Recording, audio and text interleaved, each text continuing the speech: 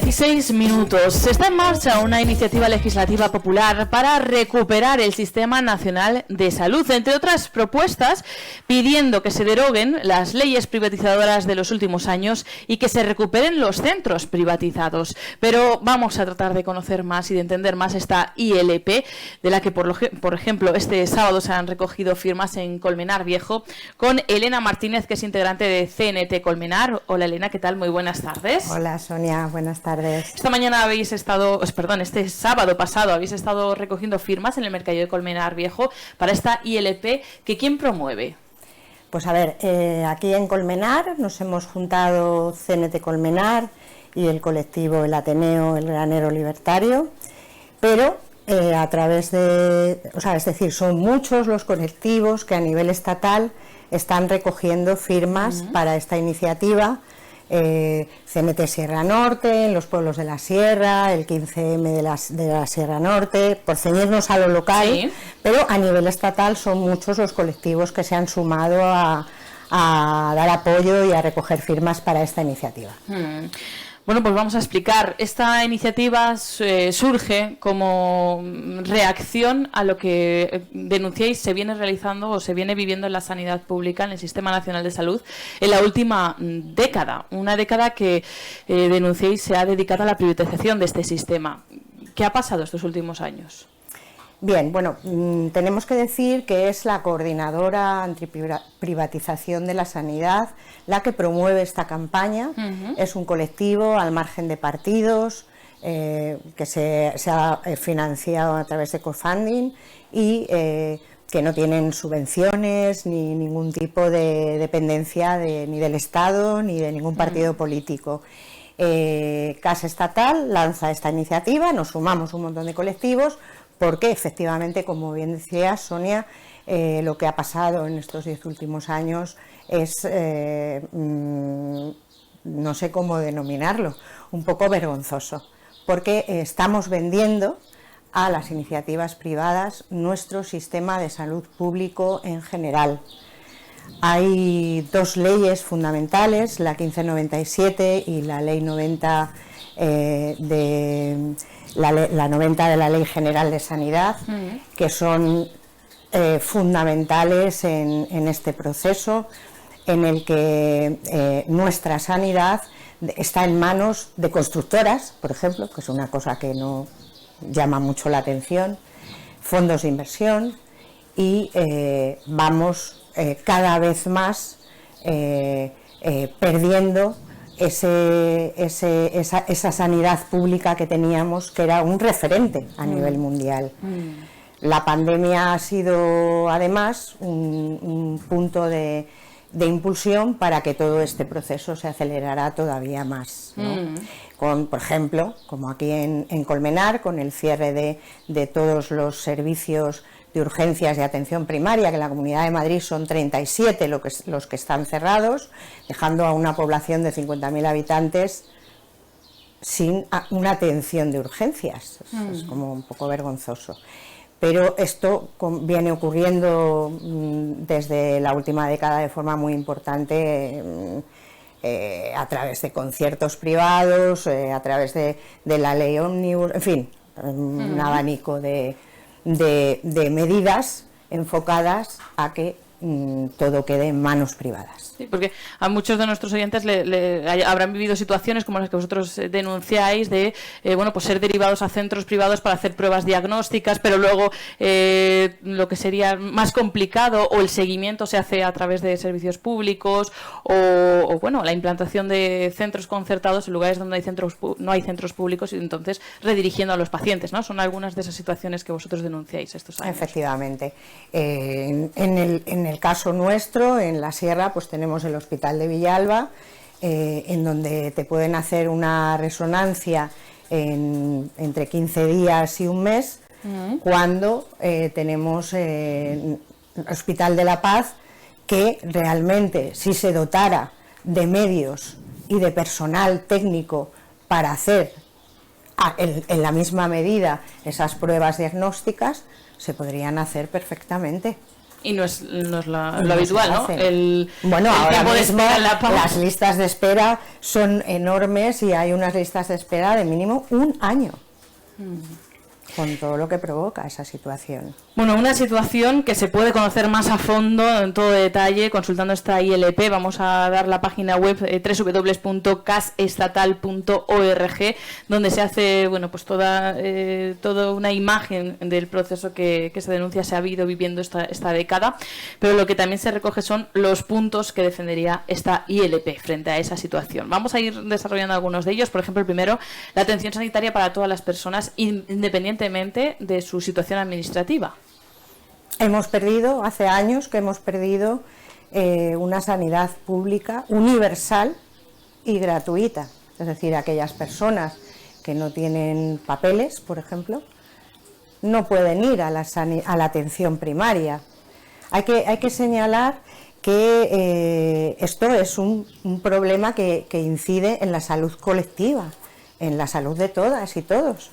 Porque indudablemente una persona, primero, va a colapsar las urgencias. Segundo, si tiene un problema del que no se puede tratar, porque no tiene medios para que no se trate, ese problema puede afectar a los demás. O sea que aunque lo miráramos egoístamente, aunque no fuera algo que hiciéramos en base a los derechos humanos de toda esa gente que llega, por lo menos egoístamente es un problema de salud pública que entiendo que no es correcto y que desde luego defendemos porque se vuelva a que la sanidad pública sea universal y gratuita, deje de existir copagos, como sucede en algunas cosas, en algunos servicios, y volvamos a esa sanidad que ha sido un ejemplo siempre a nivel mundial.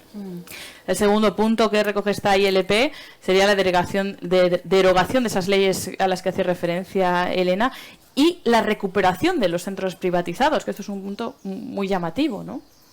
Y muy importante, es decir, porque todo esto genera una situación en la que, lógicamente, todo busca el negocio. Es decir, al final la mirada de nuestra sanidad pública va dirigida a la salud y sin embargo de esta forma lo que hacemos es que se prima el negocio y eso puede influir también a la hora de los diagnósticos y a la hora de atendernos como se debería. Es importantísimo. Fíjate, una cosa que me ha llamado muchísimo a mí la atención a la lectura de cuando entramos en la campaña con los compañeros y compañeras del CAS para la recogida de firmas de la ILP, es darme cuenta que es súper fácil arreglarlo, solamente hay que tener voluntad política, porque es una ley sencilla y simplemente con la derogación de la ley 1597, que por cierto que fue una ley aprobada por el PSOE, es decir, que es muy llamativo, y además hay que decir que ninguno de los partidos políticos llevan en sus programas electorales la derogación de estas leyes, fundamental para darle un giro completo a esta situación. Entonces es súper fácil arreglar la ley y volver a una sanidad pública y de calidad para todas. Otro de los puntos, también muy llamativo, es la creación de un sistema público de farmacia y productos sanitarios para evitar la dependencia de las multinacionales. También aborda esa problemática de los medicamentos, la medicación, etcétera, ¿no? Los productos sanitarios. Es súper interesante, es un punto muy importante y bueno, yo voy a poner un ejemplo que me parece bastante claro. Volvemos al tema del negocio. Es importantísimo no depender tanto como dependemos de las farmacéuticas y que se pueda establecer un criterio de salud pública colectiva y no de negocio. Fíjate, por ejemplo, lo que ha pasado con la vacuna del CSIC, que era una vacuna esterilizada, o sea, que era esterilizante, o sea, que son un equipo de profesionales que lleva 40 años estudiando en coronavirus y no se ha desarrollado. No se ha desarrollado. Es decir, hemos visto cómo las farmacéuticas tienen capacidad para, es verdad que todo este tipo de procesos son costosísimos, hace falta mucho dinero, pero lo ha habido para que se desarrollaran las vacunas en muy poco tiempo. Y sin embargo, una vacuna que es esterilizante no se ha desarrollado. Incluso se hizo en agosto del año pasado se hizo un intento de que se empezaran con los ensayos en personas voluntarias, y luego se lanzó un bulo de que había dado un problema en un mono, que no era verdad, que el propio equipo lo desmiente, y se paró todo. Y ya, bueno, ya se ha desestimado porque ya hay un volumen de población muy importante vacunada y entonces es difícil. Bueno, son argumentos que nos dan, pero es muy llamativo que se busque siempre fórmulas que son fundamentalmente enfocadas al negocio.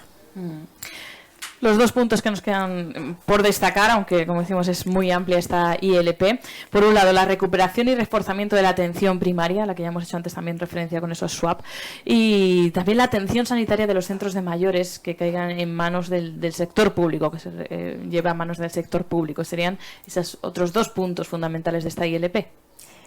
Yo lo siento, pero claro, es que soy muy repetitiva, a lo mejor, perdonarme, pero está detrás todo el tema de los intereses privados, ¿no?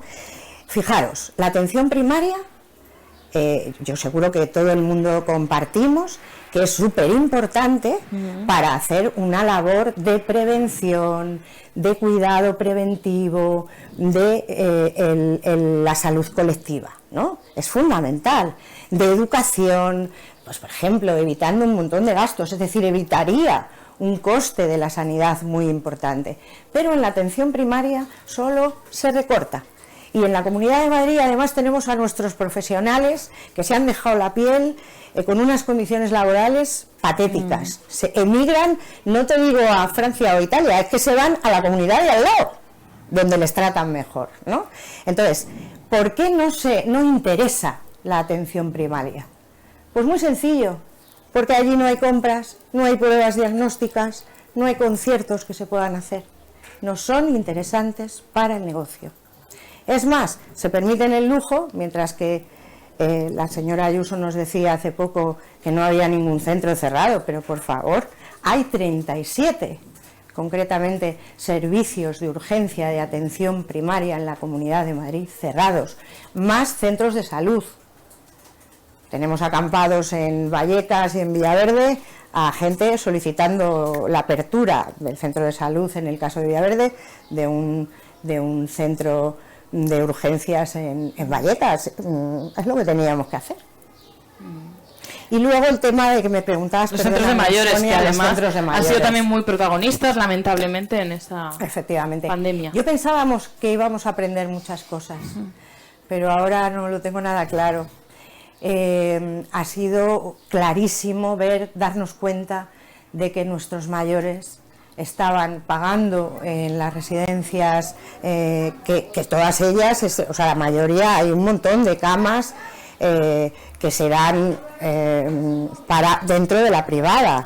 Entonces, y por cierto, es muy llamativo también que justo en ese negocio hayan entrado los fondos de inversión. Fondos de inversión muy importantes, londinenses, franceses, que están ahí metidos. ¿Por qué? Pues porque es un negocio redondo, ¿no? Entonces, es muy triste que nos hayamos visto cómo teníamos a nuestras mayores en residencias por las que se paga un dineral, teniendo a las trabajadoras de las residencias cobrando sueldos patéticos, atendiendo a un montón de ancianos, con lo cual no se les puede dar una atención como deberían. Esto ha sido muy triste. Yo creo que debería hacernos recapacitar. Ha sido uno de los elementos de la pandemia, para mí por lo menos, muy, muy tristes, ver en qué condiciones están nuestros ancianos.